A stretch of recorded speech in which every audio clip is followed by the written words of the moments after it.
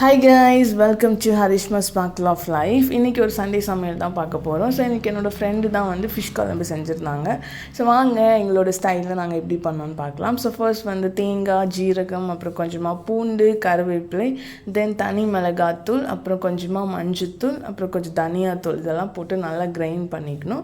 இப்போது ஃபிஷ்ஷு வந்து அதில் வந்து தக்காளி, பச்சை மிளகாலாம் போட்டுட்டு முருங்கைக்காய் இருந்தால் போட்டுக்கலாம். இதில் நம்ம அரைச்ச பேஸ்ட்டை ஊற்றிட்டு எவ்வளோ நமக்கு புளி தேவையோ இது எல்லாமே போட்டு எவ்வளோ நமக்கு சால்ட் வேணுமோ அதையும் போட்டு அப்படியே அடுப்பில் வைக்க வேண்டியதான். தண்ணி நமக்கு எவ்வளோ குழம்பு கன்சிஸ்டன்சி வேணுமோ அவ்வளோத்துக்கு ஊற்றிக்கலாம்.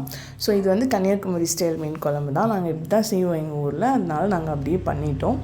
ஸோ நெக்ஸ்ட் பார்த்திங்கன்னா பொரிக்கிறதுக்கு கொஞ்சமாக பூண்டு, இஞ்சி, அப்புறம் கருவேப்பிலை இதெல்லாம் மிக்சியில் நல்லா கிரைண்ட் பண்ணிவிட்டு இதுக்கு கூட பார்த்திங்கன்னா கொஞ்சமாக மஞ்சத்தூள், அப்புறம் மிளகாத்தூள், அப்புறம் கொஞ்சமாக ஆயில், தென் கொஞ்சமாக தண்ணி இதெல்லாம் போட்டு நல்லா வந்து ஒரு ஃப்ரை பண்ணுறதுக்கு ஒரு பேஸ்ட் மாதிரி ரெடி பண்ணிவிட்டு ஃபிஷ்ஷு போட்டு நல்லா மேரினேட் பண்ண வேண்டியதான்.